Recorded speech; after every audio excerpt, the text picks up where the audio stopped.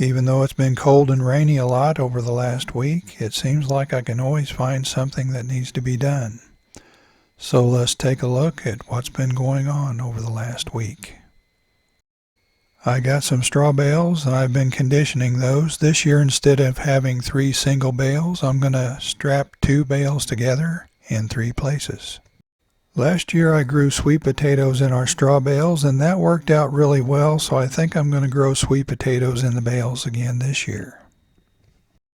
I did a video on how I condition my straw bales and also how I prepare them for planting. So if you want more details on how that's done, I'll put links to those videos below. I had 2 rhubarb plants out in our garden, but one of them didn't make it through our harsh weather we had this winter, so I thought it was time to divide this one and replace the old one. Once I got it out of the ground, I just rinsed off all the loose soil and then pulled some of it apart.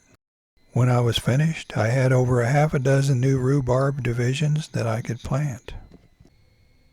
I replanted 2 of them exactly where I had the old 2 plants, and then I added several more. I still had some left over, so I potted a few up, and I'll give those away to friends or family later. I also had some French sorrel that was ready to be divided, and that is pretty much the same process as the rhubarb. And like with the rhubarb, I ended up with some left over, so I potted those up. I have a couple of irises growing on the edge of the garden that I started from seed, and those will be blooming for the first time this year, so I'm really looking forward to that. If you've never pollinated an iris or grown them from seed, I did a video on that subject, so if you want to check that out, I'll put a link down below. Our little semi-dwarf peach tree is a disaster, but that's pretty much my fault. Those vertical sprouts that you see are what's called water sprouts, and those do no good. So this is what it looks like before, and this is what it looks like after.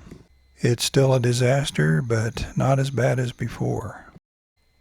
I recently purchased a bat house. It's something that I've been wanting to get for a few years, and I'm just now getting around to getting one.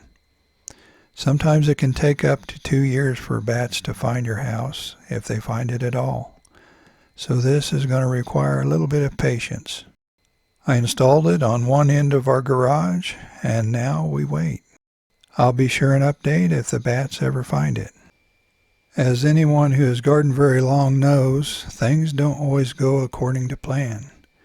And recently I had a mini disaster with our tomato plants. I lost most of them to damping off, so I had to start some more. But on the bright side, those new plants look pretty good so far, and the peppers are looking great. Be sure and let us know how your gardening activities are going, and if you're just now finding this channel and you haven't subscribed yet, please subscribe. We'll see you next time.